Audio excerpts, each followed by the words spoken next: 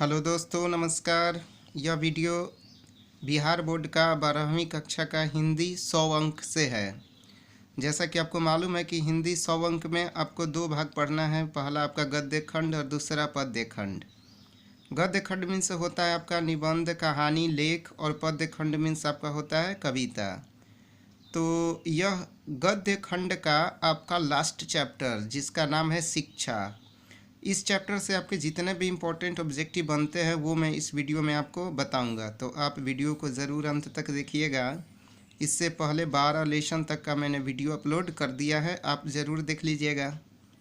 तो पाठ 13 मैंने अभी आपको बताया, हिंदी 100 अंक, बिहार बोर्ड का 12वीं कक्षा की किताब। तो चलिए स्टार्ट करते हैं। तो शिक्षा, इसके जो राइटर हैं वो है जे कृष्ण मूर्ति जी हैं। इनके बारे में जानते हैं। तो इनका जन्म हुआ था 12 मई 1895। ये इंपॉर्टेंट पॉइंट है, याद रखिएगा, 12 मई 1895। चलिए पहला क्वेश्चन आपका है, जे कृष्ण मूर्ति का जन्म कहाँ हुआ था? तो आंसर आपका हो जाएगा आंध्र प्रदेश। पहला प्रश्न आपका है कि जे कृष्ण मूर्ति का जन्म कहाँ हुआ था? तो आंध्र प्रदेश। दूसरा आपका प्रश्न है कि माँ की मृत्यु के समय जे कृष्ण मूर्ति कितने वर्ष के थे? तो आंसर आपका हो जाएगा 10 वर्ष के थे। तीसरा प्रश्न, जे कृष्ण मूर्ति की शिक्षा कृति क्या है? तो संभाषण। जे कृष्ण मूर्ति की शिक्षा कृति क्या है? संभाषण। संभाषण का मतलब होता है कि ये प्रायः बोलते थे। चौथा प्रश्न आपका है कि लेखक के अनुसार कुछ परीक्षाएं उत्तीर्ण कर लेने से कहीं ज़्यादा कठिन होता है क्या जीवन को समझना? पांचवा प्रश्न, लेखक के अनुसार हमें सही शिक्षा क्या देती है? तो आंसर आपका हो जाएगा व्यापकता। छठा प्रश्न आपका है कि बचपन में किस वातावरण में रहना आवश्यक है? तो आंसर आपका है स्वतंत्र। सातवां प्रश्न है कि जिंदगी का अर्थ क्या होता है? तो सत्य की खोज करना। जिंदगी का अर्थ क्या है? सत्य की खोज करना। आठवां प्रश्न आपका है, जे कृष्णमूर्ति के अनुसार मानव के विचारों को, उसके संबंधों तथा उसके प्रेम को नष्ट कौन करता है? तो आंसर है भय।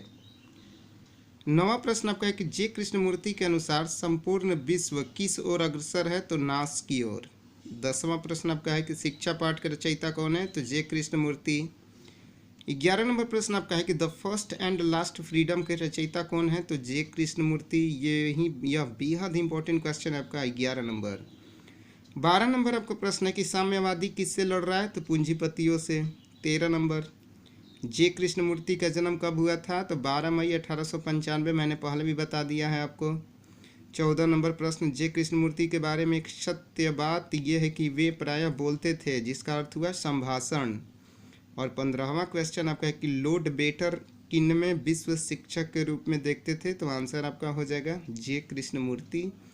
तो ये आपके हो गए पाठ 13 हिंदी 100 अंक का शिक्षा चैप्टर से जितना भी इम्पोर्टेंट क्वेश्चन आपका बनता है वो मैंने इस वीडियो में आपको बता दिया। जैसा कि जे कृष्णमूर्ति इसके रचनाकार, और इनका जन्म 12 मई 1895। इनका जन्म कहाँ हुआ था? आंध्र प्रदेश में हुआ था।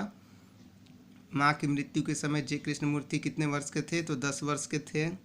संभाषण का अर्थ होता है बहुत अधिक बोलना। लेखक के अनुसार कुछ परीक्षाएं उत्तीर्ण कर लेने से कहीं ज़्यादा कठिन होता है जीवन को समझना। लेखक के अनुसार हमें सही शिक्षा क्या देती है? तो आंसर आपका हो जाएगा व्यापकता। बचपन में किस वातावरण में रहना आवश्यक है? स्वतंत्र। तो देखिए, इस चैप्टर से आपका मैंने 15 इंपॉर्टेंट क्वेश्चन बताया। आप इन 15 क्वेश्चंस को आपके कॉपी में नोट कर लीजिएगा और अच्छी तरह से याद कर लीजिएगा। तो गद्य खंड आपका कंप्लीट हो गया। अब आपका काम है कि 13 चैप्टर का जितना भी इम्पोर्टेंट ऑब्जेक्टिव हम बताए हैं उससे कॉपी में नोट कर लीजिए और अच्छी तरह से याद कर लीजिएगा। और वीडियो को आप हमेशा देखते रहिएगा, क्योंकि यहाँ पर जो भी क्वेश्चन आपका है वो बेहद इम्पोर्टेंट है आपके एग्ज़ाम के लिए। तो अब स्टार्ट करेंगे आपका पद्य खंड, जो कि कविता है। गद्य खंड आपका 13 चैप्टर कंप्लीट हो गया। आप 13 को बढ़िया से लिख लीजिएगा। ओके, और जब भी टाइम मिले तो दोस्तों में शेयर भी कर दीजिएगा। धन्यवाद।